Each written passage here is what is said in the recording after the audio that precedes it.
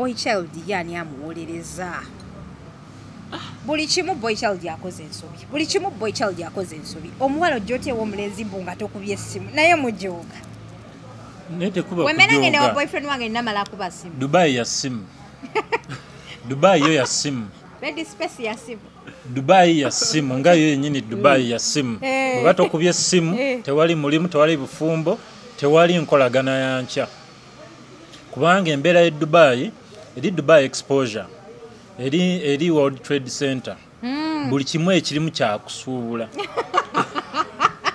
buli kimu ekirimu kya kusuubula kati bwe batokubye essimu osanga ne visa oli mu overstay Dubai ya busuubuzi ya simu era kyekyo lwaki bw'oba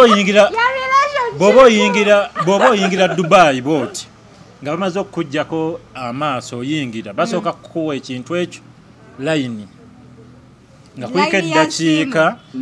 kuyika eddakiika kuliko data kati omusango gusinga omuwala Dubai ya simu bento oyinza okukizinga kati nedda lindako kale kati nedda ebyo ebintu byogamba nti omusango gusinga omukazi ate ono nomanyi lwaki awolereza yemusiguze asigula abantu tubiwulira atamanyi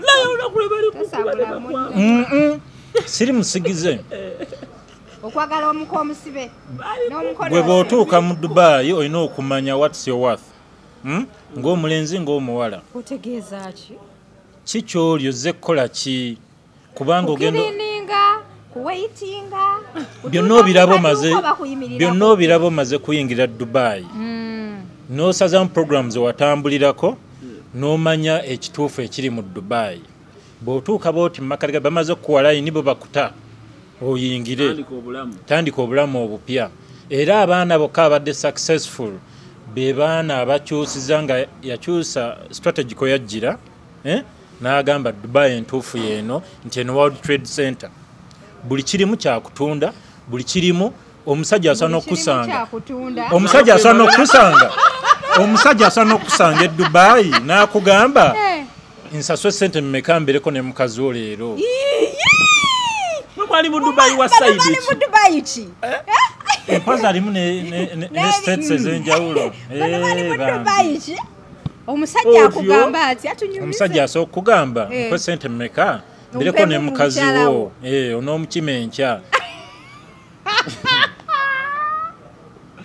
taliyo wembanga nina ekisumuluzo ng'olina ekisumuluzo mu mbeera ng'eyo Troy omuntu alina ekisumuluzo kya bed space anaakola ati erira ombeto bawenjula mpenjulera booni ekisumuluzo nga kati olw'obusungu olune bakuba kati lindako omuntu lindamu katini omukazi azze mu bed space akusanze oyinawo gw'oleesa olowooza omukazi ali ku mulimu tewategedde ku shift ye surprisingly omukazi oyo n'akomawo bulijjo akomawo saa 6 shift ne batamuwa overtime n'akomawo saa 12 ez'olweggulu n'akusanga ng'olimu ne madamu mu bed space okola otya mbere nti ebeegaza olwo okola otya Troy nze kale nyinza obutafuna mukisa ogwo kunsanga kubanga nali nava dda mu biseera bya bed space nga ntegedde Dubai entuufu kyeri Dubai opportunity ku buli muntu ayagala ogifunamu opportunity era Dubai ky'ojagalamu kyekuwa ky'oli muli munda kikyoyagala wanona ki abantu abasinga beerabira nti nno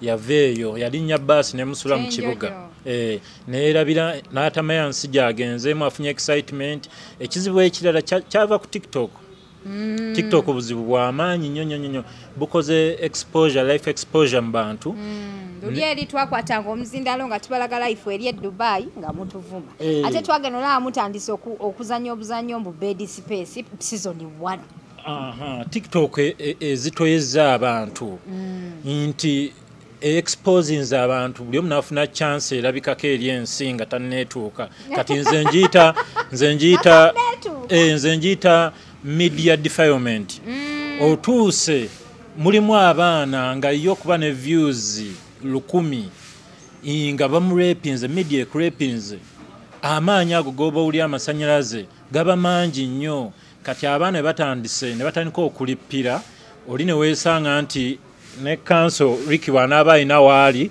ku ssimu ye musajja wattu mufumbo omwana agenda kukozesa akasimu ke kayina agende ku media ayambale nga bw'ayambadde ataganjira obufumbo bwani bwa Council Ricky nga Council Ricky atudde eri mu ofiisi ye oluvaamu nga Ricky naye akola program kati ndifayinga ko emboozi ya jjara kati omukazi nga tokubye essimu n'ogenda omusajja yabadde mutuufu ku bya bed space. Adija okimanyi nti waliyo omwana ali e Dubai ng'akatanda ako kweyasula kweyebaka sente azijja mu basajja okusobola okusasula awo wennyini waasula ngatakola yes ng'akola mulimu oba akola oba takola naye nga sente ezisasula awo wennyini yes azijja musajja atali musajja omu abatali basajja babiri oba basatu oba banna nga ne landiroodi kwali njagala kuterezaamu mu ekyo ntereza Council Dubai telina kyogamba nti eyambye nnyo abaana abava Uganda nedda Dubai tukozesa nga business okimanyi lunaku lwobeera mu Dubai olusasula obadde tokimanyi ekyo ekyo kiyita okuguluminga anti kiyita okuguluminga kati mwenna muli wrong buli nsi erina principles zaayo ne Uganda bwekera ku macha negamba every day is paid for abantu bajja kusasula naye kati muleke okuyingirira te principles z'aba neddanzi kinkutteko saaga ate munyigirize nnyo Dubai kwanza amanyi nze Dubai ndi ku mutima Dubai eringa yamba bannayuganda okubeerayo ensonga zonna eziri e Dubai era tunafuna obudde Madam Adija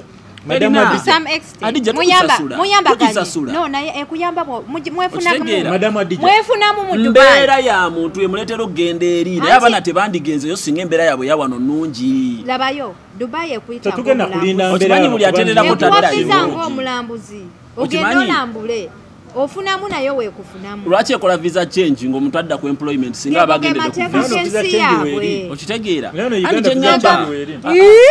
Nana Uganda visa change we deportation weziri nze kati ndi mu overstay esano ndi mu overstay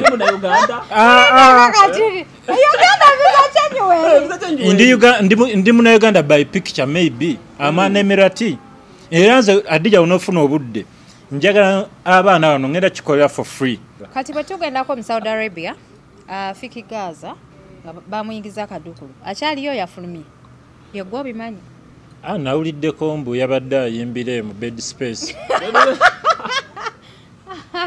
neŋŋamba muholo atera ebintu by'abayimbi abava e Uganda ne bagenda baperforminge mu nsi ezo ez'abawalabu oba ensikale zonna zonna endala abasinga omu tebamanyi mitenda naddala bapromota tebamanyi mitendera ki bafrustratinze nnyo abayimbi nkuzaayo wali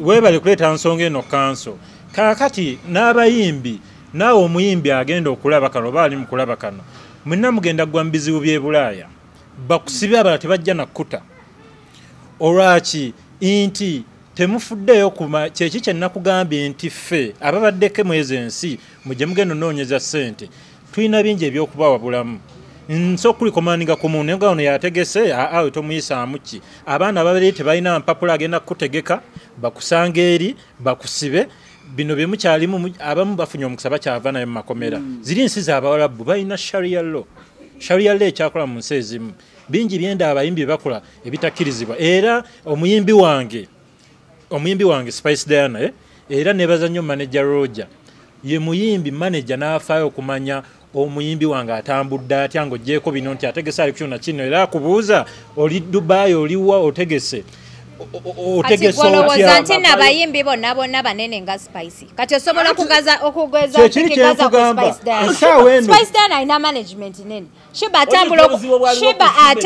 atambula okuviira ddala ku muzinga Council n'okwogera ekintu ng'ekyo gwe n'omuyimbi bakubuukinze kubira Adija Kigozi oba tolina namba yange ogenda akoogako ne Troy tugende eno oŋŋambe buli muntu ebyo abimanyi ati onomanya oli mukomera abayimbi bano bamanajazi b'abayimbi nga tonnaba kumanya ani agenda kubanga tetugenda bawulira kigambibwa nti Fiki Gaza visa gye baamuwa eyo gye wajja onnyonnyoddeko yagenda kukola ki humura ne bamusanga ng'ayimba mu kumukwata ne bagamba nti omuyimbi star e Uganda oba okitegeera era ne Kyagulanyi Ssentamu amumanyi oba okitegeera ng'omuyimbi ow'amaanyi Mbozi entuufu. Era mu kwogera ne bayimbi banene bawerekezebwako ne bagamba nti bafaani wa bannayuganda abaliyo be bamuleetedde okubayimbiramu that impression nti bannange tulabye ku muyimbi waffe katukole ki atuyimbiremu. So nekigambibwa nti yafosingiddwa abaana abali e Saudi Arabia okukola ki okubayimbiramu n'ayimba kwe kumukola ki kwe kumukwata. Era that's why we yamaliriza yagameze munnaye kyabadde kyandese kyabadde kyakola umra nagenda nagikolera ddala. Nonya kasuti ka mutabani wange omanyi mwanange yakala nnyo suits kati nga ngenda ku Namaganda Plaza. Ntukawo nina mukwano gwange ate nga ye CEO Paula Kids and More. Ngenda bola edduuka liri very organized banaye mwana ono ayakinkubira. So munange nga ngenda ninakawo ne ba kids daughters bange nabo njagadde mbanoonyezeeyo akantu. Mukyalo alina ebintu birungi nnyo nnyini ddala. Alina obugoye bw'abaana abawala abaagala okumala emijiji, abaagala okukola birthday parties, kwegamba alina ebintu bingi nnyo ate nga zonna brand. Wow, aka kasuti ka blue kennakuteeko kabise bulungi nnyo ku mutabani wange naali balaze ku kifaananyi ekyo nga nkebera buteeteeyi nga neejaga nga nnoonya. I took my time. Bannange Paula Kids and More ayina ebintu ebirungi. Ayina ebintu eby'omulembe. Bwe natuuse kano akasuuti ka blue, oh my god, kabadde kalungi ennyo. Ennyo nga gye nkomeza kali short, akatopu akalimu munda kali cotton kwegamba. Nabadde very excited. Nesiminyo kateteeka pink kano lwansonga kabadde kajja kulabika bulungi nnyo ku mwana sister wange. Kana kapale ka blue nako kabadde kalungi. Ate bwe nalabika nakateteeka purple, guys, I ran crazy. Oh my god, lino edduuka lirina ebintu ebirungi. Abaana balina parties, birthday parties, obusawo bw'abaana, designer watches, ate nga bakola ne kuba bridals. Abakyala our brides ngononya kagata kalungi nga kamasamasa bakukolako bulungi nnyo. Baina all bridal accessories. Paula Kids and More ku Namaganda Plaza edduuka liri L23 ground floor. Baina enkole ya Momo Pay, baina ne Airtel Pay. Kwegamba kyabadde so massive. Omwana yabadde customer care nga nkulabira bwentyo nga nfuluma nze nanga ndi musanyufu. Paula Kids and More basangibwa Namaganda Plaza L23 ground floor. Bakubireko.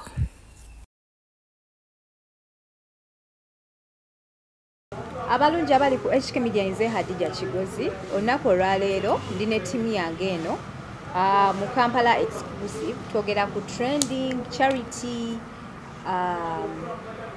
celebrity news, celebrity gossip. Olunaku olwaleero ndine expensive boyfriend, the last prince. Yeah. Mpoza ate ndine MC Ricky, Council Ricky. Yes. Yeah. Tugenda kuba tubatwalamu nga tubavugira ddala mu bikutte akati ddala mu entertainment industry. Ekintu ekyo abantu by the way babadde nga bakimbuuza naye nga sifunanga perfect match. So tugenda kubeera nga tubateerangayo sheno every when. Tubateerengayo ddi. Tugibatereyo ddi. Tubasumululire. Bajja kwerabirira. Mazima. When ayagala okusponsoringa sheno teriko sponsor, we call upon you. Ayagala okwambaza ku balenzi bange bana ababiri. Nawe nkowoola nti jangu neeyungeko olunaku olwaleero. Banaye mwebale kutulaba, mwebale kusubscribinga abankuba kyeyo. Si kutwambaza kwokka, oli asobola okutuliisa. Njagala nnyo okulya. Tewali ebyo ebyangu omuntu byasobola okunkolera. Oya asobola okukuliisa. Ebyangu omuntu byasobola okunkolera. Kali bw'otondiisa oba onompaayo. Mazima. Okay. Asoma naye tugenda kuba twogera ku bintu ebitrending nze naddala mu week mu entertainment industry mbulamu obwa bulijjo TikTok stories emboozi z'amalwa zonna ziri wano. Nsanyusa okubalaba. Ricky. Mbuuza kubali ku HK Media. Abali ku HK Media mbalamusizza mwena abaliko. Eno programu nno egenda kuba y'amaanyi. Programu egenda kuba y'amaanyi. Togenda kumisinga kulaba waneno ate eri based on true stories tetwekubirira tetuvuma tetukola kitwogera mazima nkimanyi bangi bigenda kubaluma oba kitegeera temubiteeka mu mbeera twogerako bwogezi si nnyo si kyakabi nnyo si kulumya si kyamaanyi nnyo so ebyo binnyo betugenda okuba nga ate twogerako mu Kampala exclusive n'ebirala oba okitegeera okuli current affairs okuli amawulire agabatambulidde mu wiiki okuli entertainment okuli n'ebiremeddwa oba okitegeera bena tugenda kuba tubikuleetera no ku Kampala exclusive. The last prince of Troy sigamba kyekiro Hadija Dubai nenzirayo ko nembalabako nebagamba ate yayiseewo no just lwakuba kale zemboozi ffe tuli okutambula nakwo abantu byakwogera naye ng'ate ebiseera ebisinga tuli nga bapayoniya okulabira abantu tulabirako bye bandyetaaze omuntu okubuuza nti Troy kino kitambula kitya kino kitambula kitya so era omuntu tomugana kwogera kyayagala tomugana kwogera kyayagala naye nga ffe tubeerawo ku HK Kampala exclusive ne tubatuusaako bye baagala owulira kwaffe tuli batambuze tutuuka abantu gye batatuuka ne batulindira ku masimu gaabwe ne banyumirwa bye baagala onyumirwa ne bayiga baagala okuyiga ne kanso wange wuuyo waali kati takyanva ku kiddo okitegeera ekintu ekyo abatamanyi Troy ono Troy ye yali manager wa Muna ne Derrick kapo neemulemerera n'edduka eyuke baagalana tosobola anti kakati kapo yamulemerera n'emutolokako kapo yange eyo yali kapo yamulemerera n'emuddukako emisinde obuuza lwakibandeka maama ne taata bazaala omwana ne bamukuza ne bamulabirira baweza emyaka nga giijo ne bamuleka nayeyongerayo mu bufumbo okitegeera kakati tuli bantu baako eddala lyotukako ne munno nga liri nga ddungi ate sigwe kamala byonna olaba baamuzaala tali nabo ate olwonze muganda wa buganda we so enso gitegedde baaba olaaze walimesa bu interview sina kyenakulemesa naye manager yali wakabi mama ng'okujja ku Muna ne Derrick interview siitaana no tuyina kye tuyita njiyite okubrandinga bw'oba n'ennyumba yo ogiwa polisi yaayo esobola okukola ki kati naawe oli mukazi w'amaanyi nti nno nalina okukuterako tusengesenge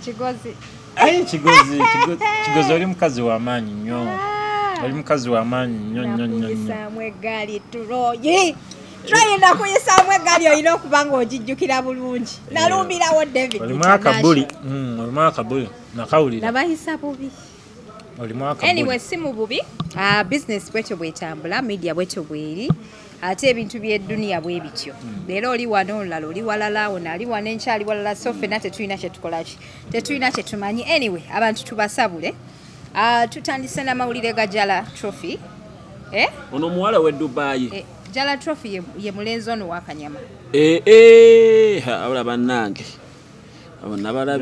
tutandise n'emboozi ya Jala Trophy kamba nnyonnyole mulayika ndooza ku mutimbagano temwabaddeko nze nina emboozi entuufu kati okubazaayo emabega waliwo omuwala yavaayo n'agamba nti Jala Trophy akubye mukazi we ali mu kkoma n'amukubira ki nti omuwala yajja n'asanga Jala Trophy ng'ali ne ka baby girl akabiya kati mbu bwe yajja omuwala okukima ebintu bye Jala Trophy n'amuyisaamu embi otyo okitegeera kati omuwala mbu n'agenda mu kkoma mukwano gw'omuwala yazze ku media yanyumya okitegeedde so kati bakwano ba Jala Trophy bavaayo bagamba boy child yani amuwolereza buli kimu boy child yakoze ensobi omuwala ojja oteewa omulenzi mbu nga tokubye essimu naye mujooga wemenange newa boyfriend wange namala akuba simu Dubai ya simu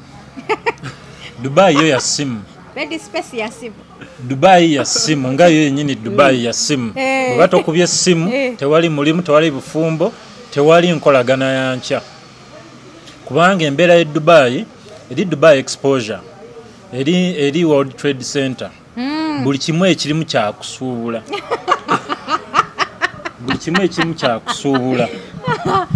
kati bw'oba tokubye essimu osanga ne visa olimu overstay.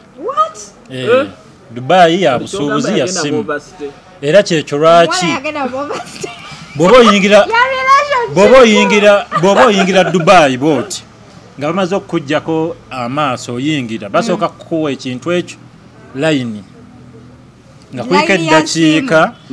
kuliko eddakiika kuliko data kati omusango gusinga omuwala. Dubai ya ssimu bento oyinza okukizingazinga kati nedda lindako kale kati nedda ebyo ebintu byogamba nti omusango gusinga omukazi ate ono nomanyi lwaki awolereza yemusiguze asigula bantu tubiwulira atamanyi siri musigize okwagala omuko omusibe gwe bw'otuuka mu Dubai olina okumanya what's your worth ng'omulenzi ng'omuwala otegeeza ki kikyoli ozze kukola ki kubanga ogenda byonna obiraba omaze kuyingira Dubai n'osazamu programs watambulirako n'omanya ekituufu ekiri mu Dubai bw'otuuka booti mumakaliga bamaze okukuwa layini bo bakuta oyingire tandika obulamu obupya era abaana bokka abadde successful be baana abakyusiza nga yakyusa strategy ko yajjira n'agamba Dubai entuufu yeeno nti eno World Trade Center buli kirimu kyakutunda buli kirimu omusajja asana okusanga omusajja asana okusanga Dubai n'akugamba nsaswe sente mmeka mbereko ne mukazi wo leero mwali mu Dubai wa side ki empaza alimu ne states ez'enjawulo omusajja akugamba ati atunyumize omusajja asooka okugamba nkwe sente mmeka mbereko ne mukazi wo onoomukima enkya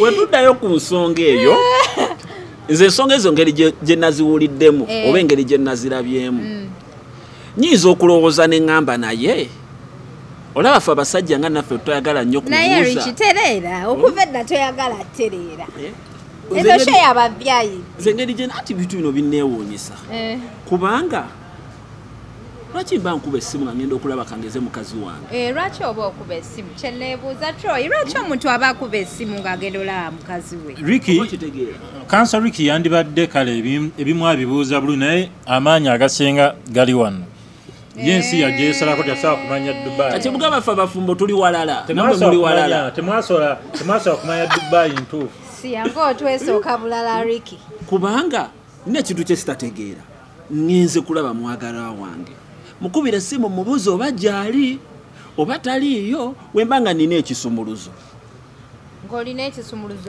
mu mbeera ng'eyo Troy omuntu alina ekisumuluzo kya bed space anaakola ati erira mbeto bawenjula mpenjulera boona ekisumuluzo nga kati olw'obusungu olune bakuba kati lindako omuntu lindamu katini omukazi azze mu bed space akusanze oyinawo gw'oleesa olowooza omukazi ali ku mulimu tewategedde ku shift ye surprisingly omukazi oyo n'akomawo bulijjo akomawo ssaawa 6 shift ne batamuwa overtime n'akomawo ssaawa 12 ez'olweggulu n'akusanga ng'olimu ne madamu mu bed space okola otya mbere nga nti ebeegaza olwo okola otya Troy nze kale nyinza obutafuna mukisa ogwo kunsanga kubanga nali nava dda mu biseera bya bed space nga ntegedde Dubai entuufu kyeri Dubai opportunity ku buli muntu ayagala ogifunamu opportunity era Dubai ky'ojagalamu kyekuwa bw'oba ozze kukola Dubai ekuwa emirimu anti munayi tuli kuweereza abantu bonna aba levels zonna anti ebya levels zonna nti Dubai era erina abantu ba buli level ekisooka mu byonna Dubai erina abakozi ba buli category erimu abalongoosa erimu abatunda emmere erimu abeetunda erimu abakola mu gym erimu ng'oliyo omulimu gwe gwakubeera girlfriend wa muntu erimu ng'oli omulimu gwe gwakubeera boyfriend wa muntu erimu buli category ya buli kintu kyoyagala kati Dubai abantu abasinga ogifunamu obuzibu yona yajjanga kirina ate nayagala okukola emirimu gy'abalala egy'obwa manager bw'obanga wajja ng'oyagala kutunda mmere nga ze sivize watandika nazo Dubai lwaki ogenda eri mu bitundu ebitaliimu ezo mbeera z'obwo obulamu bw'oyagala okutambuliramu bweweesibako obwesibi abantu abasinga weesanga nga Dubai ekulemye nga yo kubanga Dubai osobola okugendayo ne CV emu eya waiter oba eya waitress ne mugenda abantu aba babiri omu omwaka gugenda okuggwako ng'alina obukadde 2 omulala omwaka gugenda kuggwako ng'alina obukadde 10 kitegeeza ki nti eba categorizing according gwe kikyoli muli munda kikyoyagala wanona ki abantu abasinga beerabira nti nno yaveeyo yalinnya baasi nemusula mu kibuga neerabira n'atamanya nsi gyagenzeemu afunye excitement ekizibu ekirala kyava ku TikTok. TikTok buzibu bw'amaanyi nnyo bukoze exposure life exposure mu bantu luli eri twakwatanga omuzindalo nga tubalaga life eri e Dubai nga mutuvuma ate twagenera mutandise okuzanya obuzanyo mu bed space season 1. TikTok ezitoyeza abantu nti exposing abantu buli omu nafuna chance erabikako eri ensi nga tanneetuuka kati nze njiyita media defilement. Otuuse mulimu abaana nga yo kuba ne views 1000 nga bamurepinze media ekurepinze amaanyi ago g'obawuli amasanyalaze gaba mangi nnyo kati abaana batandise ne batandika okulippira oli ne weesanga nti ne council Ricky wanaaba alina waali ku ssimu ye musajja wattu mufumbo omwana agenda kukozesa akasimu ke kayina agende ku media ayambale nga bw'ayambadde ataganjira obufumbo bwani bwa council Ricky nga council Ricky atudde eri mu ofiisi ye oluvaamu nga Ricky naye akola program kati ndifayingako emboozi ya jjara kati omukazi nga tokubye essimu n'ogenda omusajja yabadde mutuufu ate ng'oli girlfriend we wa bulijjo tamanyi oli gwasanzeewo akola mulimu kye wajjala ayinza obanga yasasula ennyumba ayinza obanga yamugulira supplement gyakozesa mu gym kubanga kati nejjala essaawa ayinza obanga yagula nze ndi single dad. By the way, today is my birthday. Happy birthday. Thank you. Ngate yatuvulidde nga tutandika. Mandi kyabidde ku mbeera ya budde nze nazaalibwa 2nd May. Today is 1st May na era mama wange. 2nd May. Lero 1st. Birthday yatandise dda. Kyekyo ekimpisa last prince. Yes, batuwa ebyokunywa. Kyekyo ekimpisa last prince nti ebyafaayo bitandikanga leero era enkuba mugirabye esiibye etonnya ng'akabonero akalaga nti there is something different ekizze mu nsi. So nze obulamu bwe namala e Dubai kale twesanga nti abalangira tetukyakola ki twesanga nti abalangira tumanya mangu embeera y'obulamu bwetu. Abalungi abali ku HK Media tuli mu Kampala exclusive twogera ku bintu ebitrendinga ku social media kusa n'emboozi z'abankuba kyeyo ate nga ffenna basatu twali tubaddeko e Dubai twali tusuzeeko mu bed space emu. Ekintu kyotamanyi oyina ekintu kyotamanyi. I'll take a Novida. Dubai Coke. Yes. One Pepsi, 2 Coke and 1 Novida with ice. Aha. Wama twali tusuzeeko mu bed space yemu so emboozi gye tunyumyako tugitegeera bulungi nnyo nnyini ddala. Ndine MC Ricky oba muyite Council Ricky ate nga tuline last prince of Troy. Birthday ye nkwate ebirabo bye. Tewali buzibu. Nkwesiga. Ate yenna mwagala era ayita mu nze. Nkwesiga. Ono ye mulungi gwe tulinawo ku shansi. Nature, I'm still single. Ate yono ono ye baamutwala temumunsaba mumuleke. Kati nze ate mundabe bulungi. Nja kubalaga ekyo kyenjagala okubalaga ate bitanka nobeera nange totandika sala kigambo mbalage ave gyali olaba wande eno newoba olina akabina bakuvuma newoba kyokayinera naera ne bakuvuma munveeko. Anyways, personally I love keeping my love life private. Era mpozi alibaye yalivaayo nagamba nti bannanga nkoyo okubeera emabega nkoyo kunkukusanga omugugu. Exactly. Naye nze kizozi sino olwo lutijja olunyampya tubadde tuli ku bya bed space. Adija okimanyi nti waliyo omwana ali e Dubai ng'akatanda ako kweyasula kweyeebaka sente azijja mu basajja okusobola okusasula awo wennyini wasula. Ngatakola. Yes. Ng'akola mulimu oba akola oba takola naye nga sente ezisasula awo wennyini. Yes. Azijja musajja atali musajja omu abatali basajja babiri oba basatu oba banna nga ne Land Road kwali. Naye ba Land Road ba Dubai mumanyira. Tanzijokeza. Kyakutuukako. Landlord otunyumize maana. Nedda saagala kunyumya ku bya landlord. Golozibuze. Nedda tezambula. Naye nze ndi mwana wa buwala. Okitegedde Dubai teyina wennemera. Nze mwendaba nga waliwo ayagala okumpasa bw'obanga obuwala bwo ng'agenda kutegeeza eri Dubai. Ati kati bwendaba nga landlord asobola okusasula visa, asobola okunsuza. Of course nze nyigira buyingizi gundi bufumbo. Anti bw'ogendera nga tokubye essimu, bw'ogende wa landlord nga tokubye essimu bye biyinza okujja ng'ebyajjala. Ng'ebyajjala trophy. Ate omuntu g'obeera naye buli kanaku ye gwe omulindira wakakitegeeza gwe ojomesinga app. Bw'oba onoonya omulimu hasa y'okunoonya omulimu gw'ogimanyi. Ati ogambye omuntu g'obeera naye waka. Landlord akuwadde laptop otudde wali onoonya mulimu. Emmere weeri, visa change weeri. Otyo? Anti obuzibu bwe bujjira. Landlord taba naawe wekka. Aba nawe gwateeka mu kapatition alina laptop, alina buli kimu. Naye wabeerawo n'obwana obulala. Obuli mu ruumu eddako bw'aba yaleeta nga bujja obuhanta kwabojjerera. Kati ng'abojja ddi? Ate ng'abojja ddi? Nze nsiibawo. Obyerabire bye Dubai. Ava mu katanda aka waggulu n'akka mu ka wansi n'adda mu keeri. Kigambo kya nkoko. Okubojja kwe kuno. Nkyogedde. Nkizeemu. Obuuziza nga abojja ddi. Kigambo okubojja kitwala seconds 17. Okubanga kiwedde. Emaze okubojja. Oba okitegedde ekintu ekyo. Coca-Cola etutaddemu sente. Mbate sikitegeze. Kati bino ebintu kati olonga abikola ddi ate nze mba nasibye wawaka. Ndi ku laptop noonya mulimu. Ani akugabe? Waddeko mu partition. Ngeri ruumu eddako ya bed space.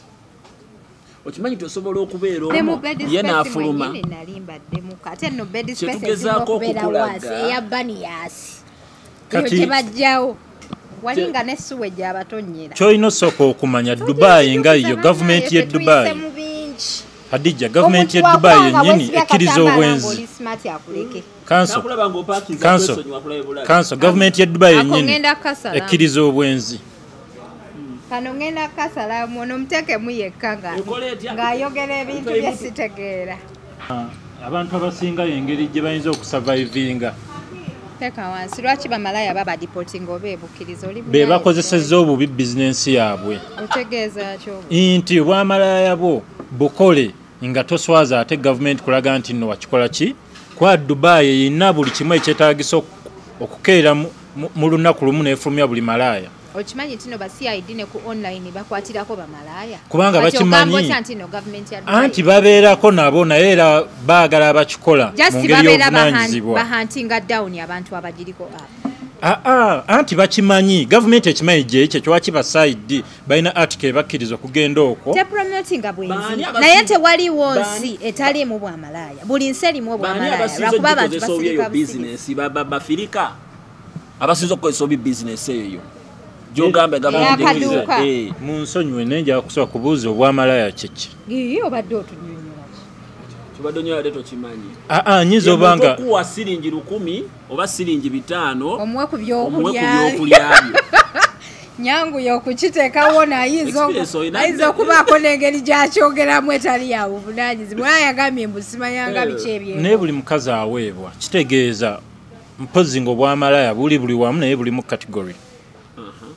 Olw'ensonga nti kyenyiza okugamba buli mukazi aweemwa malaya then awo n'abakazi abafumbo batwalidde kubanga babalekereza akameeza. Soko dekewa kansoriki. Omusajja oyo omusajja yeetaaga mu Google. Omusajja yeetaaga mu Google.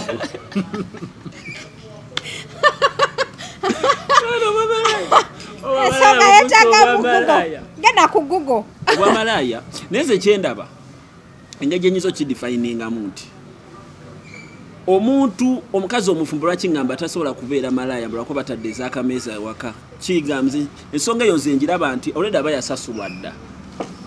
Obadde okimanyi nti eddiini erina weetuuka nekugamba nti omukazi singa akufumbira nga si muwoowe. Wano mu Uganda buli musajja yasasula omukazi. Abasinga of course. abasinga excuse me abasajja abasasula abakazi mu Uganda bali 5%. Gobeera naye wewaka. Nze nkubuulidde. Ate nze ensi yonna twogera ku Uganda at large. Obuzibu adija bannanga. I'm telling you je mikolo gyolaba buli Sunday. That is the 5% in Uganda abasajja abagenda okusasula bride price.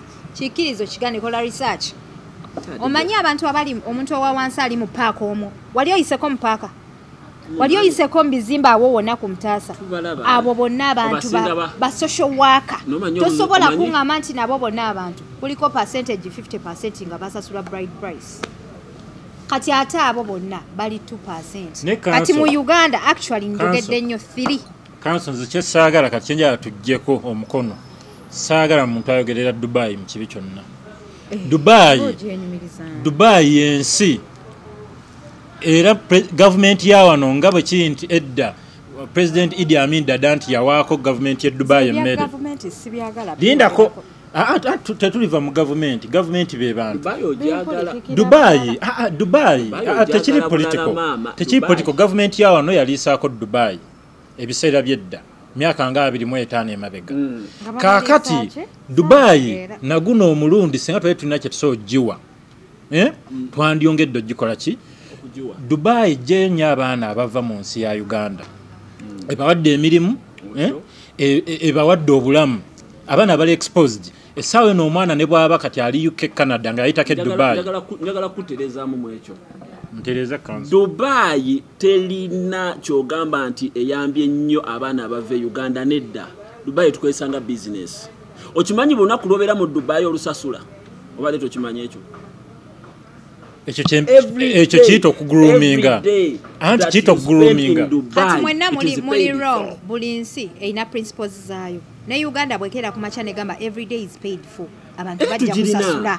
Naye kati muleke okuyingirira ate principles z'abali.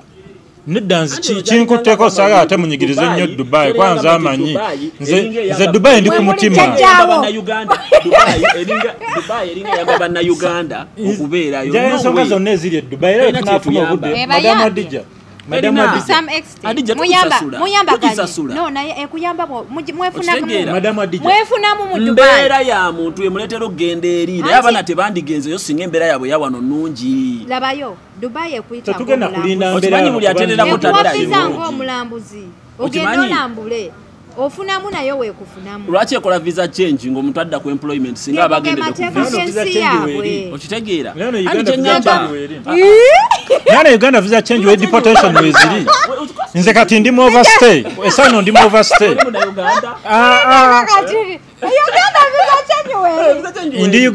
Ndi mu Uganda by picture maybe. Amana Emirati. Era nze Adija unofuna obudde. Njagala abaana bano ngenda kikolera for free. Omuntu yenna ng'oyagala agende Dubai. Omuntu yenna ng'oyagala kola business e Dubai. Omuntu yenna ng'oyagala okufuna obulamu obulungi e Dubai. Nze ngenda bawa free lectures. Oba oli mugagga oyagala kuteekayo business, oba oli wa travel agency, oba oli mwana oyagala muki, oba okozeewo akasente ko ng'oyagala surviving mu Dubai kunyumire. Nze ngenda bawa free lecture. Ate batugamba Dubai yakulema kati lecture kizogenda. Kyekyo lwaki omusomesa agenda kukusomeza mu ngatte ya golubege naye gogenda ovuga ennyonyi. Kituufu. Ekyo saagala abantu bakitunulize maaso ekirala. Soko otangaza ensonga tebakupotinga abantu bagambe. Nze ndi free. I'm visa free everywhere. Nze ndi mulangira nekyawa kinjala nnyo Dubai. Dubai nsi ya monarchy. Tuyina bye tukwataganya nayo bingi. Obwakabaka. No, tuyina bye tukwataganya nayo bingi. Era n'omuna Uganda bwana amanya Uganda kye mu byafaayo by'ensi ajja kumanya omuna Uganda omutuufu yaani. Okigedde Uganda eri bless kyo kina abazungu bagita Pearl of Africa. Ebintu byonna ebya Uganda. You want tea? Soda ngenda munya. I don't feel like I need it. Ngenda munya soda. Kubanga mpulire bugu mulungi. Ensi nga Uganda. Njagala nnyo. Ayambadde shades tunabula batute. Tebajja funa mukisa y'okundabako. Bajja kundaba enkya ku birthday ng'ebirabo Adija Kigozi bamwe ebirabo byange n'abaagala bajje mu kabox kange konna everywhere.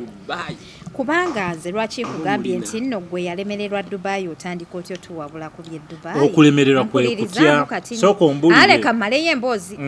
Kubanga mpulira nnyo ba motivational speaker nga bagamba naddala babuulirire obufumbo. Nti yalemererwa obufumbo tokkiriza kubuulirira baana. Okay. Omuntu kati nze taamu yange ng'olugamba okulemererwa Dubai nga nkyasa okugenda ne bubankya mba sinalemererwa. Ekisooka batugamba bakudeporting. Babyogera paka baddamu okunda katsime baddamu bagamba biki. Oba deportation eyo yali yannaku 2. Kubanga era nze enkolagana yange eriwo wakati wange ne gavumenti yeeri. Era nze kanso wange wuuyo. Ebintu byonna bimanyi yankoleranga visa zange. Yankoleranga visa zange yamanye entambula zange. Okitegeera. So tuli bavuka tufacinga challenges nyingi. Ne bakabaka babasiba, ne ba president babasiba, buliomba mukoshoninga. Okitegeere. So kati obulamu bwa bulijjo omuntu yenna okyassa osuubira okusanga obuzibu. Osuubira okusanga entalo, obubenje, okufa, ebirungi. Kaakati olina kumbuuza bwafuna obuzi kyakimbaye njabba wa lecture ku Dubai kye mbanga naye deported nga nkyasobola okuddayo era oba olina kujja ewantu ewatuufu oyogere ne last prince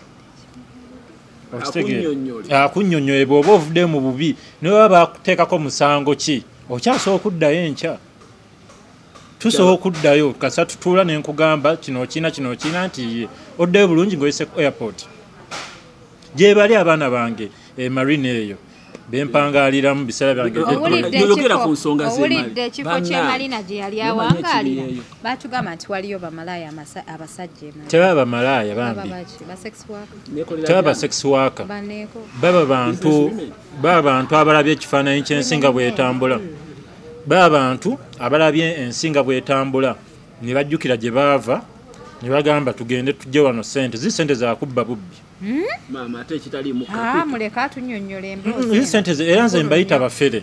I need some black tea with honey. Okitegeera Hadija nze mbayita bufere kubanga bw'oba osobola okubeera n'ebbaawo omwaka mulamba ng'akulekera omutwalo ng'akulekera omutwalo ku mmeeza ogenda oguleko amatooke obumonde n'ebinyeebwa n'engege ensiike omwaka ogumu kaŋŋambe obukadde zisente mekeezi omwaka mulamba omutwalo olunaku kumala emyezi 12 teekawo assumption yonna kale kaŋŋambe omaze n'ebbaawo omwaka mulamba sikola bino ebyaba Dickens simanyi ogira 10,000 simanyi n'olyako akakaaga oli omusajja ogenda kumusanga omuzungu abeera e marina nga talina nagamba mbu kaŋŋendeko ewammwe ewaka asooka kukwateko mu nsawo agamba olw'endabikayo kwatayo buno obukadde 3. Lwaki mulowolereza nnyo mu kubawa Adija n'abakola gye bali nawe onombuuza kubakola gye bali era mu bed space be balaba ebizibu nti be baba bagenze wajjala trophy era ebizibu bya bed space birimu Marina teriyo bizibu bya bed space. Marina is the most expensive territory in the UAE. Dubai Marina. Sinti nno nabuuka bubuusi. Lwaki nkugambye nsobola okunnyonnyola Dubai n'enjikumayo n'enjikuteera ku table n'okyuzinga kikyoyagala. Nze nfunidde abaana ebiyumba, nfunidde abaana emirimu gya restaurant, nfunidde abaana obwa security. Mwatundanga abaana? Okutunda abaana bano sibe ba agent betunoonya bano jangu n'ekitone kyo nkitunuze gye kigenda gwe mulimu gwange bw'onojjanga otunda soda nja kukubira abanywa soda gye bali bw'onojjanga gwe wakenkuka mukola kofi nja kukulaga abakofi gye bajja emirimu bw'onojjanga gwe kenyini gwe kitone nja kukulaga ekitone gye kikola ki nze ompe commission wange olw'okulaga nze ndi director ndi advisor ndi assistant mu bintu ebyenjawulo yewadde obuyinja bonna bana ndi buli kimu oyo nagambe ko stokonye ku Dubai kati obega kuzaawo kati obadde ngamba nti abali emalina temufuna bizibu abali emalina nedda ebizibu bijja okusinziira wa gyoli okitegeera essaawa eno nze ali mu kunywa kasoda akanyogoga sigenda kugamba mbu kanjokyeza olulimi era agenda okunywa obuugi agenda kugamba obuugi bunjokyeza olulimi kati ebizibu bya marina byanjawulo ku bya bed space byanjawulo wotegeere era bwempulira nti bed space lombeto mmanya abaliddeyo bwempulira nti nina ekisumuzo kyange gavumenti esazeeko eryato mmanya abali waffe marina bwe mpulira nti nno abasipeya bali ku dduka omanya Shaluja jennabeeranga byalinga bifo by'abafumbo natuka ekiseera ng'erinnya lingezeeko nga sikyasobola kubeera bifo by'abafumbo nedda katono nnyo nze nayingira Dubai mu 2017 nga gwako nanyingira Dubai lwe nasooka okuwuya ku bed space byonna nabikola muganda wange nze naye ngenze Dubai kusamba mupiira nze nasomera ku mupiira ng'abalangira kati nengende Dubai naye ngenze Dubai kusamba mupiira ng'ekitone kyange nkirina nze ndi wa bitone kyekyo waki naawe ojja n'ekitone kyo nenkulaga gye kigenda kaakati ntuuka e Dubai muganda wange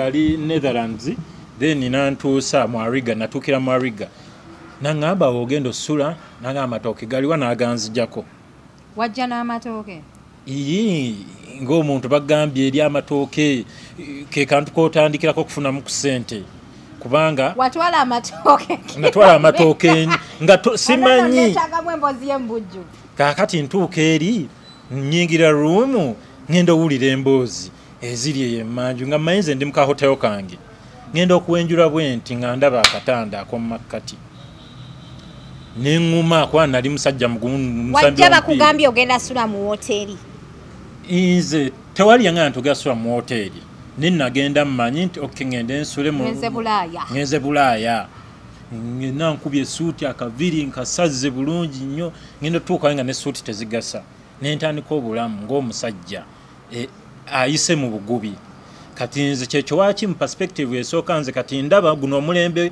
nga TikTok emaze okujja abantu abamu olw'okuba media ebanguyira bangu okujaje nga abantu be balina oleka ensi yeebuuzeeko bannayuganda tugende mu maaso nti nze nayita mu buli kimu essaawa eno ne boŋŋamba nti Troy jangu okole omulimu gwa security gwa $2,260,000 zezisasula e Dubai nsobola okugukola nga nze naye bannayuganda baba bafiiriddwa omuntu alina okutuula awo bajje banneebuuzeeko nze mulagire ekyokukola yampe commission nze nsobola okwebuuzibwako bannayuganda abawera 1,000 thani ogenda neekolerera enganze manye nti neerisanzekka kwatiwayo kye simanyi nsuzeeko nava mu Ariga nenzira eddeira nze nasulako ku gundi ng'emmere tugiri eri ku maato ebba Dubai era nenzimba awo tiimu nga batuyita ba Pirates era ke kabonero kano kemulaba kwanze yaggulawo emmere y'oku maato nga ngenda ku airport nensubula amatooke nengenda mu biyumba nengendako mu cleaning nenkolako aerobic suites nenkolako obwaweita ebyokulya Dubai mbadde nyamba abantu kutegeka ebivulu birthdays ku maato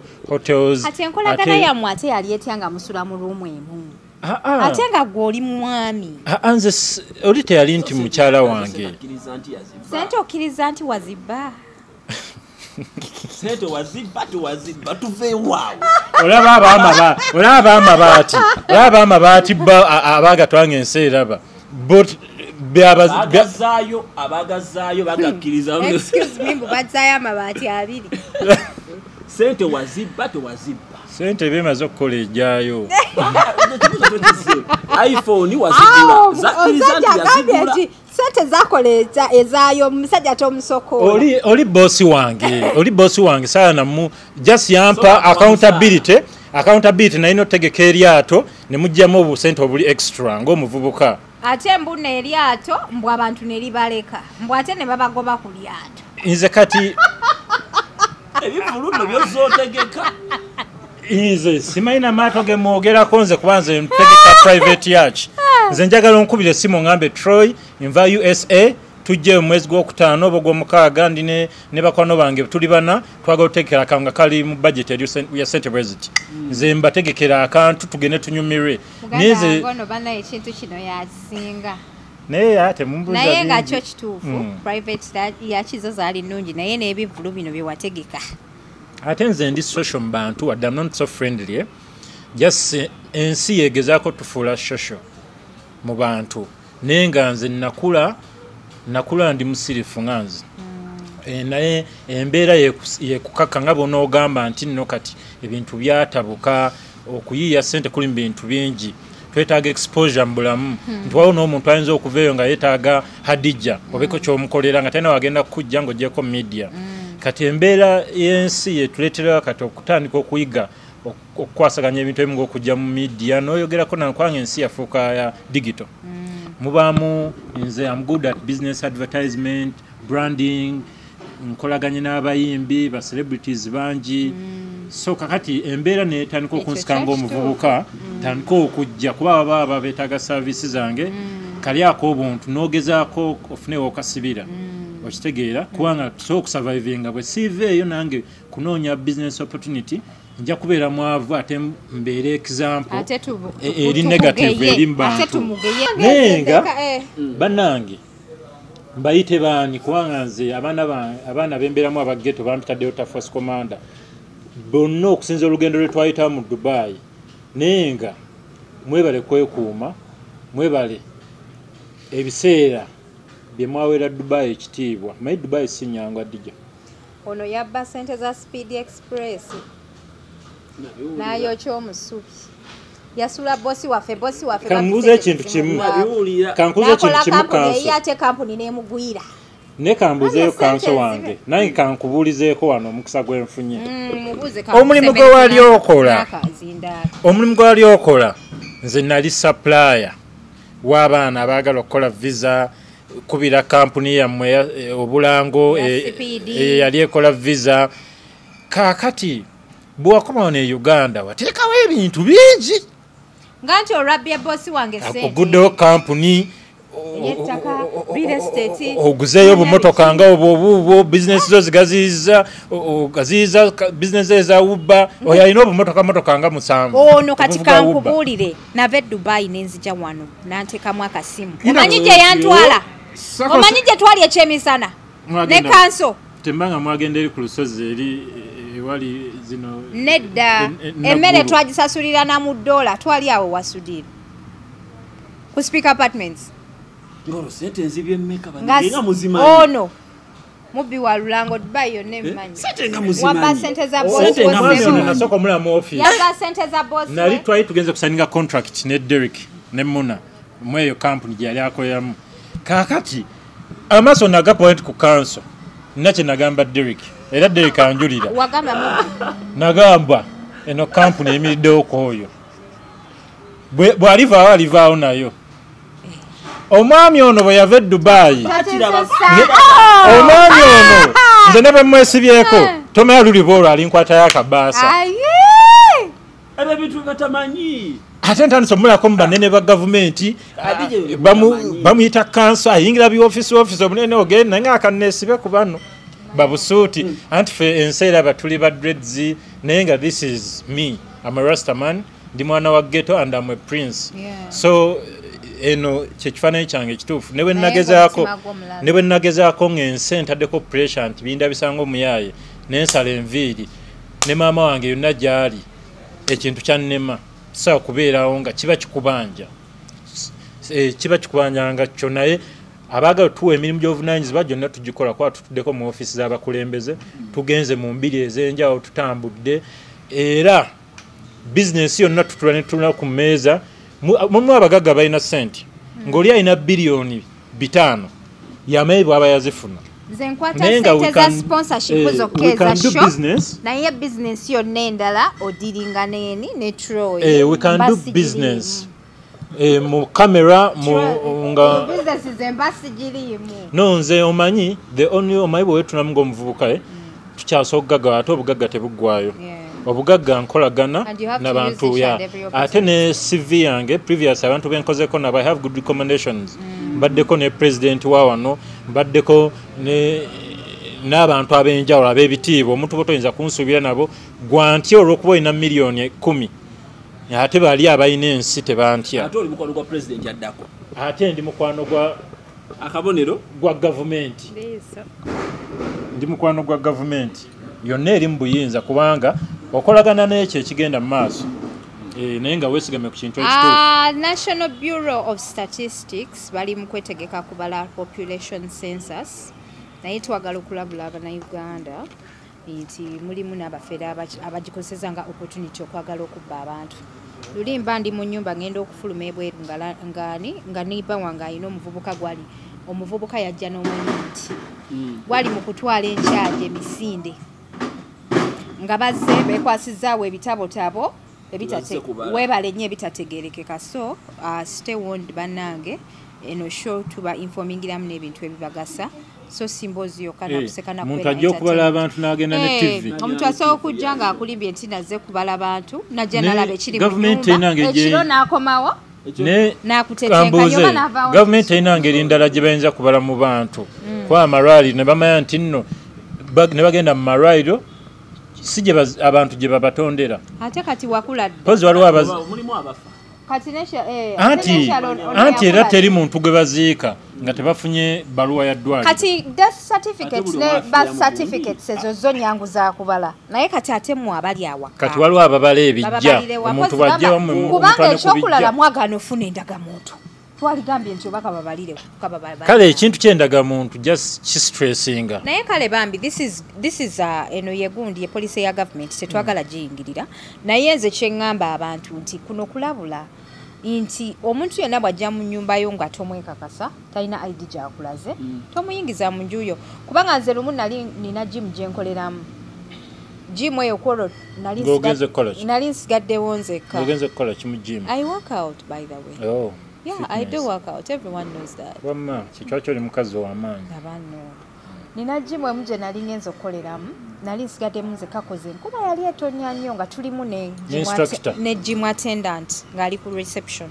Ngalese awe sumuluzo. Linda katono nnyo. Linda wacho twa speed. Okay, fine. Jimu omayinkuba neto. Semu bubi. Mwena nembozi temunaba na kugitegeera naye mwena no semu bubi. Yo mukutonye nnyo tyakule. Professionally, ndi gym instructor. Kati kyonna kyogerako. Njakyo because I respect everything that comes out of you. Kati kankugire kati leka nkumalire embozi because ogenda ku jumping into a wrong conclusion. Ndi mukubulira abantu obukodya abantu baba bakozesa okubba. Kati gayajja ali very smart. Nedda kati kankudireyo kubanga nze manyi ogambe mwabadde musigade mu babiri mu gym ngoli ali wansi mpuliriza ate oyongeramu okusatu yali azze kubala abantu. The problem is that tanawuliriza mbozi naye a concluding. Can you listen to me? The story is like this. Tusigade mu gym abantu babiri ne gym attendant atudde ku reception waliwo ebisumuluzo bya gym. Gaya ja parkinga wansi emmotoka azengo obuvunanyizibwa azze okubuuza how much is the gym mukola sawa meka gaibo yatuko okufuluma yafuluma n'ebisumuluzo bya gym ekitegeeza gwe oli instructor gwe yasooka okulopera ate nga ndopera atya gym ya waka yammwe ogina mushazi oba kwa genda kujja abantu kumulamwa simu bubi lwaki oyagala abantu oli mukuweereza abantu ndi mukuweereza abantu naye lwaki abantu bagala bateeka mu kyoyagala lwaki orapinga abantu ku media kati abantu bakutegedde ntegeera ye information assault and cancel muteekeko emisango banayo onanzija kumulamwa wamachengezako bagamba nti omubbi asobola okujja mu ngeri yonna omubbi asinga okuba smart y'omuntu obulungi nga bwabuvunanyizibwa abyewo ebisumuluzo bya gayi yajja ne yeetolooza gayi bw'ati bwe bamulaga ebyuma bwe bamulaga kino bwe bamulaga kiri ng'ebisumuluzo bya gym biri ku reception ku table weri oshegedde tebo ko wali gaya ayingira eri okuleeta ebyuma ebirala onakwata ebisumuluzo abikuba mu nsawo kansoke mbuuze omanyi nange njaga nnyo ensonga ezimu interrogation wali ku tebo gayi kwajja ebisumuluzo adijja olina emmotoka enkuba yali egenda kutonnya musigaddewo babiri mu gym ogenda kugijjayo naye ate lindako anti sooka owulira adijjagenda okubuuza ku poliisi kanso bagenda omubuuza oba yeteyenyigidde mu misango n'oyo enkeera nkomawo bakebera mu kamera balaba omuntu eyatwala ebisumuluzo nkomawo enkeera gaya anyumiza ngamba you remember the other guy who was here yasinakiza ebisumuluzo byaki bya gym kitegeeza nti yali abalinze basibewo ajja asumulule afulumye buli kintu ekiri mu gym sijja kubuuza so kakyembadengeza no wabuuza kati kufuluza gym bisumuluzo kye ebisiba yandisibyewo atyanga ebisumuluzo lyabitutte kujjako nga mulina omumanyi asobola okugenda n'akola mu spare n'amala n'akomawo n'afuna waabisuula. Aha, Wamakamba annyonnyola ali kunnemesa okukola kikuba information gye muteekeddwa okumanya. Kyembadde ngezaako okugamba abantu Ricky nti omubbi asobola okujja in every form. N'omubbi ali smart asobola okujja ng'olaba omukazi omulungi eyeebisse naye ng'alina kyazza okuyisaawo. Tulabye bameka nga babambula mu supermarket nga mubbi oshegeera. So kati tonnemesa kubuulira abantu mboozi ntuufu. Sijja kulemesa mami. Gena maaso. Pressure 24/7 bamugize. Bamuwadde bail. Bamuwadde bail. Tebamutadde. Agenda kuza nga ava bweru. Agenda kuza nga ava bweru. Naye wawulidde abamwemidde ssente ze babasabye ez'obutaliiwo. Abamweyimirira like nti abamweyimirira okufuna that bail. Ssente ze babasabye miliyoni agaaga. Ez'obutaliiwo bali abantu si babiri bebawayo endagamuntu zaabwe. Naye nze kyendaba ku nsonga ya pressure yafunye obwenkanya. Bbanga lye bamusibe libadde ddene ku nsonga entuufu oba okitegeera kuba video zaaliyo ku biki byayogera byonna twabiraba. So ze ndaba nga kye baasazeewo kye baakoze oba omulamuzi kyasazeewo okukola kyabadde right. Yakikodde mu kaseera kaki akatuufu wadde abamu bagamba nti yaluddeyo nnyo. Abamu bagamba nti yaluddeyo ki? Yaluddeyo nnyo. Ensonga ya pressure nze ku ngeri gye njitululamu bwetyo bweri naye nga yavuddeyo kirungi nnyo. Teri muntu ayagaliza muntu kukomera kyobono bamusibe bono bamukole ki abeere yakole ki ebbanga libamubonereza mulimala katusuubira ndi pressure omumanyi katusuubire nti ajja kukyusamu nga we bamugambye kuba balina abantu ba pinpoint nze batalina kuddamu kwogerako wadde okuyisa personally yanganze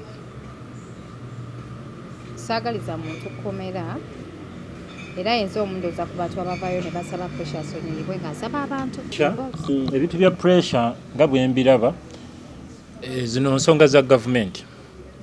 Pressure, Uganda is a monarchy country. Erimu ne government. Monarchy nsi ya Bwakabaka. Kaakati ebintu bya pressure era wabaawo emitendera. Teri muntu ayagaliza muntu kukomera. Wabaawo emitendera. Kulamusiza sewa. Wabaawo emitendera ensi zekola ensi. No, I'm good to so many people. Kali wabaawo ebintu government byalina okuyitamu. Ebintu ebimu bw'oba obikubyemu tooki mu government eno. Tebiri political ne biri mishandled. Pressure waba yakola obulumbaganyi ku Kabaka tetufuddeyo bwatya. Obuganda nabo bulina kooti yaabo gye buyitamu ku nsonga ezo z'Obwakabaka. Kyekyo kinze saabi wabudde. Anti pressure kooti gye yatwalibwamu eri disconnected ku Bwakabaka. Kyekyo kinze ensonga z'Obwakabaka. Ensonga z'Obwakabaka ebya pressure nze saabi wannyo budde. Ebintu bya pressure obaka nkuterezemu ku nsonga zino ddala eza kooti. Obuganda nga yo kingdom nga yo tesobola kuba na kooti eyaayo. Okitegeera nti kooti eba ya government. Oba okitegeera government eya Uganda yonna. Kyogamba kati n'Obwakabaka bw'Abasoga nabo bulina gundi yaabwe bano balina bantu babalopera misango oba okitegeera Adija. Kati bw'otuuka mu kooti omusango gukugibwako ne gubeera between you and the state. Yebale kyonzizeemu kituufu ku nsonga eri gye tuli kati nze mbadde ntunulidde omusango gwa pressure omuntu gwe yatunuzaamu emimwa. Abantu abwe batyo wabaawo kooti ey'Obwakabaka nga yo kubanga omuntu gwe yagira si ono wa bulijjo. Okitegedde? Kati ate nze kyembeera ndaba mu kino mbeera ngamba nti baba tebasobola mugatta n'abasibe aba bulijjo ensonga lwaki bamwawula kubanga bayinza okumugajambula ate babeera tebasobola muta kubanga nebweru baba bajja mutuusaako obuki obulumbaganyi paka ng'abantu bali satisfied.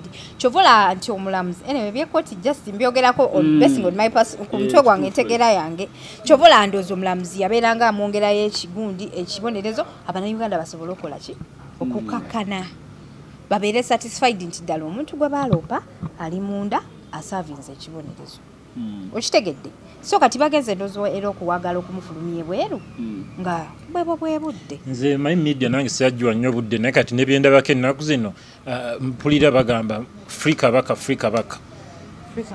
kabaka wa Buganda talabiddwako ati era nakati byebiriwo buli omu era enkya sisatu era abantu enkya bonna okosa enkya bonna bali Mmengo bagakola ku kabaka waabwe bo tebakyalaba kabaka waabwe eyo jabbira ku media bitambula gwe scrollinga beera ngo scrollinga kati bwetugendako mu Saudi Arabia Fiki Gaza bamuyingiza akadukulu akyaliyo yafulumye yegwe obimanyi nawuliddeko mbu yabadde ayimbire mu bed space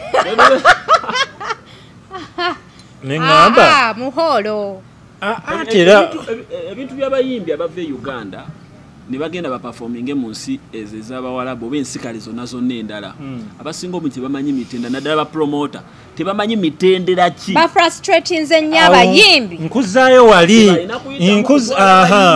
weebale kuleeta nsonga eno kanso kaakati n'abayimbi naawe omuyimbi agenda okulaba kano oba ali mu kulaba kano mwenna mugenda gwa mu bizibu by'e Bulaaya bakusibe abala tebajja nakkuta olwaki nti temufuddeyo kuma kyeki kye nakugambye nti ffe ababaddeko mwezi ensi mujje mugenda onoonyeza ssente tulina bingi ebyokubawa bulamu nsokuli komaninga ku muntu nga ono yategese awe tomuyisaamu ki abaana babiri tebalina mpapula agenda kukutegeka bakusanga eri bakusibe bino byemukyalimu abamu bafunye omukisa bakyava naye mu makomera ziri nsi z'Abawarabu balina sharia law ekyakola mu nsi ezimu bingi byenda abayimbi bakola ebitakkirizibwa era omuyimbi wange Spice Diana era nebaza nnyo manager Roger ye muyimbi manager n'afaayo okumanya omuyimbi wange atambudde atya ng'oggyeko bino nti ategese ali kukyona kino era akubuuza oli Dubai oliwa otegese olowooza nti n'abayimbi bonna banene nga Spice kati osobola okugeza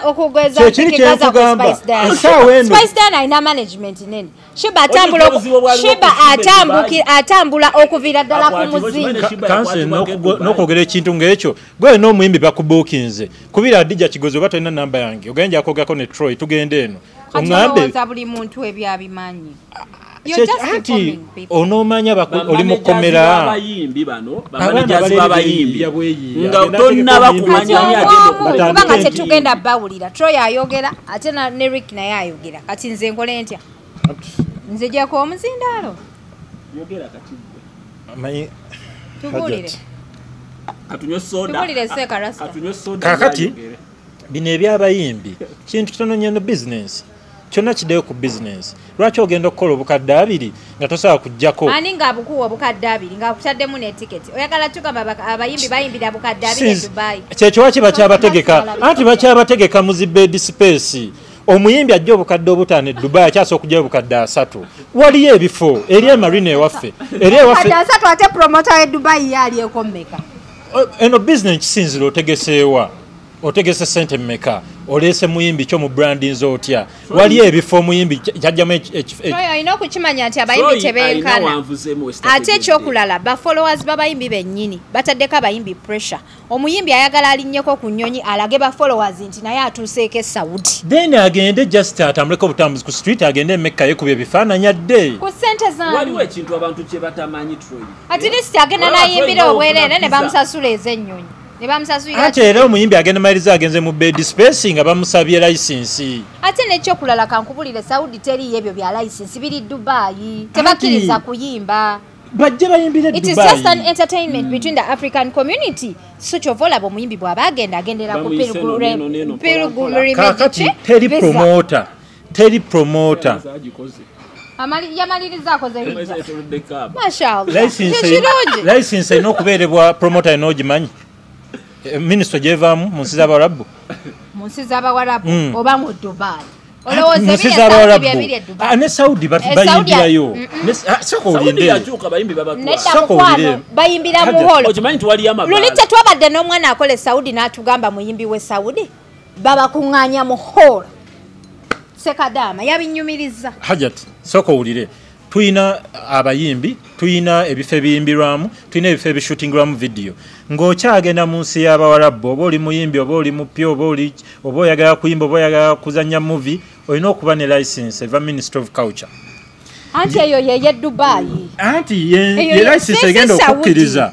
Anti bw'oba nayo teri muyimbi ogwe bagenda kukwata. Kubanga Saudi tosobola kukinga hotel mutekemu bayimbi era babateeka waliwo ekiruumu eyo gye yatunyumiriza. Saudi bakatongoza n'omwenge jjojjuzi si wiiki nga 2 emabega. Batongoza omwenge. Tulage ku website. Okimanyi kati Saudi okiza ntikira ku mweziri. Bazitongola bazigula mabala mwezi. Of course bibaayo.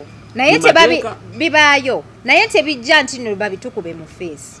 Kati omuyimbi bwa Uganda waveyo omuyimbi omwajja atubuulire ti yagenda e Saudi n'afuna ne license y'okuyimba bayimbira mu holo just bateekawo nga birthday omuyimbi n'abookirabokira ku bibaawo semugubi nange kutambula kulaba odda kunyumya era nga bwolaba obulamu bwe bwali mwaleyo nimbye bwe basooka okutegeka omugundi omuyimbi omu yayimbira wa mu bed space ne baseegula obutanda ne babujjamu n'abawa oyo abimanyi yeebuzaabuza bapromota batunyigira nga twogedde kweyosho naye banaye naye nga mwogere ku bapromota abategeka abayimbi e Bulaaya naddala mu nsi z'Abawarabu tetulina bapromota kati ekyafiki Gaza okumukwata ddala bituufu si bituufu efiki Gaza ng'amateeka gazi gavumenti gakola nnyo bamukwata era n'ayita mu mikono emituufu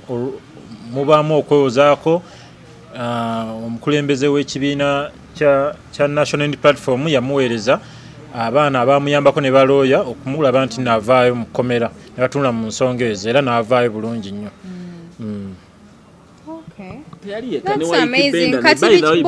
Waikibenda naye mumwebaza naye yakola omulimu mulungi nedda kuvaayo kwa Fiki Gaza nga babakwatidde mu gundi Waikibenda naye yavuddeyo era naye eza Fiki Gaza era n'omu yayambyeko era naye okusindikayo bayinfooma be era naye y'omu kuba yakyenyigiddemu nnyo nekyagulanyi Saudi okubikolako okuba nga avaayo Bobi Wine yakikoze ne Waikibenda naye yakikoze Bobby President wa National Unity Platform ajja nnyo abayimbi nno mu makomera ne Dubai wabaddeyo abayimbi abaddeyo ab'enjawulo bonna bambi agenza abakwatirako ng'omuntu era amanyi system bwetambula naye ng'era kino gavumenti ye Uganda eba erina okulaba engeri gye kikola tulina embassy mu ezo ensi ate ezo ensi zexploitinze nnyo abaana okuva eno ate banga tebasobola kubeererawo naye kirungi kasabijja mu mawulire bimala ne biggwa naye gavumenti erina kitunulira baleke kunoonya ssente za wano zokka bano abayimbi ba wano bateekewo n'emitendera egiyitibwamu omuyimbi nti bw'oba ogenda ebweru okukola show bateekewo amakubo ago kuba abayimbi bagenda swalira e Uganda omuntu agenda kusibibwa karya yefe olw'okuba nti bali just balaba bulabi.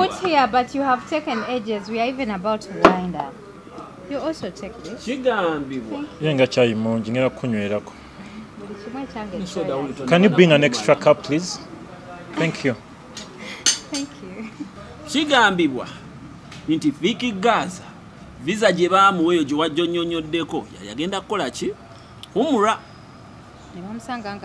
Ne bamusanga ng'ayimba. Mu kumukwata ne bagamba nti omuyimbi star e Uganda oba okitegeera era ne Kyagulanyi Ssentamu amumanyi oba okitegeera ng'omuyimbi ow'amaanyi mboze entuufu era mu kwogera ne bayimbi banene bawerekezebwako ne bagamba nti bafaani wa bannayuganda abaliyo be bamuleetedde okubayimbiramu that impression nti banange tulabye ku muyimbi waffe katukole ki atuyimbiremu so nekigambibwa nti yafosingiddwa abaana abali e Saudi Arabia okukola ki okubayimbiramu n'ayimba kwe kumukola ki kwe kumukwata era that's why we yamaliriza yagameze munnaye ekyabadde kyandese kyabadde kyakola umra n'agenda n'agikolera ddala naye nga teyageze kola umra nti yageze kola umra mburania byamukwatidde ng'ekyo kiri nti yali reason gye yakozesa ku visa n'amaliriza ng'akikoze eki nekira nti fiika era mwana wa ghetto era gye bayita robadoba style obukodyo buvaayo ng'emusawo y'akazigizigi ddiini alina okuddayo n'agenda n'enniya nti eyo ye robadoba style nga bwongamba nti okimanyi nti mu ddiini si rabadaba yali muyimbi banange ye yalaga watuveeyo osovuma omugagga rabadaba ali nasemba mayanga ali ku train station wamma ne bonyika tawulo naye nga buli ssaawa ya paundi 10 munvye ku bagagga abo barabadaba kyali kiro kyakucakala rabadaba yali muyimbi mulungi si rabadaba robadoba style rabadaba gyali e UK awo akyalina ennaalo ngaayi oba bayawuka naye sibimanyi ng'obimanyi tuwuli rabadaba bannange yali muzungu nzijukira ano nga tuyisaamu eggaali ku mbaga my wife ng'ofunye wekwata nange bwe naafuna yo neenyweza ensi ejja kuba entadde. That's why I still believe in continuing the journey because no mwana wange akuze kati right now my daughter is 4 years. No, oba single daddy asoma n'okusoma mama w'omwana yalagawa no yalabirina omwana no omwana wange mama w'omwana yeeyongerayo ajja kujja kubanga era kaakati bwe mbeera ku HK Media nja kufunayo ekikyalo ekigamba oyo omulenzi bw'atyo nsobola okubeera naye mu bulamu obwa bulijjo bulazange yategera kyekiyisa abantu ng'ono single father kwe kubeeranga n'omwana we osoberera single father nga yatoyina mwanawo naye wange mulina okay ekintu kyokubeera single father oba ekyokubeera single mother nga he's a single man ate ng'alina n'omwana so he's a single father era amulabirira yekka he's a single father omwana wange mulabirira obuvunaanyizibwa bwo munnaye naddala nga temubeera wamu you have to share because wemba temubeera wamu it can't be full responsibility kati mama omwana wange saamumenya bambi kuba she provides bw'abanga alina naye yamanyi byonna gy'ali naye buvunaanyizibwa bwange okukulabira omwana wange abaana abakyala bamulaba nedda nze omwana wange by the way mukama bw'ali ba blessings no omwana wange mwagala nnyo bambi omwana wange mwagala nnyo kubanga kyekintu n'amaanyi ge nali mpuliddeku naye sirabangako ng'ofunyeyo ka baby naye n'owulira nga you've created someone wenkanyankanya ne Katonda. Banange having a child is very beautiful. Waliwo ekintu omwanange kyatera okukozesa nga bw'aba alina kyansaba alina akagambo kayongerako kuba kimanyi nina ekisa agamba mami give me your phone and I play a game please ayinza okwogera ka please emirundi esatu agenda okukamalayo nga wagimuwadde dda. I've never been emotional until when my daughter said something. You've never been disappointed by this world. Wadde nkyagenda mu maaso. Kati omwana wange tayagala nnyo nviiri zange. Naye bamuweereza ekifaananyi kyange nga bamukwataka vidiyo ne bamugamba taata waaliwa. N'asonga mu kifaananyi kye n'agamba yono daddy wange. I felt something I cannot explain. Naga this is my dad. Nga akakasa abantu nti yono daddy wange kati neba nga sikifuna. Wategera otya nti omwana wo tayagala nnyo nviiriza? Omwana wange we speak. Wakulaba n'enviiri anyiga. Omwana wange. At 4 years. How would you know? No, she did that at 3 because omwana wange yayanguwa okwogera namuzaalira Dubai. Okay, omwana wange biwanvu, it is a story but we communicate nga tulinawo connection gye tulina within me and her. Kati we can talk, you can talk to your soulmate. Kubanga ogwo omwoyo nanzenze. Okay, you explain to me. How did she communicate nti tayagala nviiri zo? How did you notice? No, mama wange yamubuuza taata wo lwaki akunyiiza. Neyekwasa tattoo. Otegeera? Which tattoo? The first tattoo? The anchor tattoo. Where is the anchor tattoo? Yeah, that's the anchor. Yeah. kakati yo mwana we n'agamba daddy ebintu by'alina bingi alina enviiri alina tattoo but we have a secret between that n'omwana wange okitegeere according to our journey so naye nga mbadde nkunyumiza kikyayogera n'empuyako ntino waliwo ndi nannyini wa muntu like someone confirming nti ono wange oba munsibe he's my dad. Yeah, that's amazing. Kale banange, thank you guys for coming through. This week has been very amazing. I appreciate you so much. I hope next week you make it. Sagala mujje wana abantu be exciting ate mbale mbule. No, we are here for our people. Nekirala mpezayo ka message abantu bange abali Dubai. Dubai people, don't give up. Buli omu kyokola kikole wamango omanyi newaka bilalamu. That is the only ground. No. Auntie, I'm talking about home. No, I'm talking about home. Yeah, I'm talking about home because I know UK. Labayo, omayiwachi, I'm emphasizing this. Dubai, musobola okukola owe UK agenda kubeera alabirira omwana. Owulire ng'afuna paundi 15 buli mwezi. Owe Dubai ng'alabirira omwana ayoza ng'afuna miliyoni emu e Uganda. Kakati kyenjogerako kiri a bit emotion to my people. Tebannatuuka kweyongera eri e UK. UK people are well off as long as you ng'otuuseeyo. Ezensi bw'ozituuka by the nekirala those who want to proceed okutambula era mu contacting abaga ogenda e UK Canada nina no nkyetunuzaamu nganzi. Nkyetunuzaamu, I'm not commanding any company yet but reach out to me. I can guide you to the right people. No, I guide them to the right people. Then bamfuna ka commission. Me, I live my life with commission. That's how I live my life. Blicho yagala kunsi. Chinako idea. I have ideas on everything. Politics, life, work. Njagala kola chino. Njagala dagala wediti. Njagala kugenda munensi. Njagala ku meeting ono. Njagenda ku meeting ono. I have connections everywhere. That is the gift I have. Nganzo omuntu. So, omuntu yenango inacho yaga reach me out. So ku TikTok yange Troy Kenny 007. Awo obo mfunye bulungi. You can message me up. Then tukwatagana nze ndya commission. Yeah. Kachayi kawona. Okay, yeah. Abalungi abali ku HK Media, Ricky. Sibula abantu. Babadde naffe okuva gye twatandikidde Kampala exclusive tujja kubanga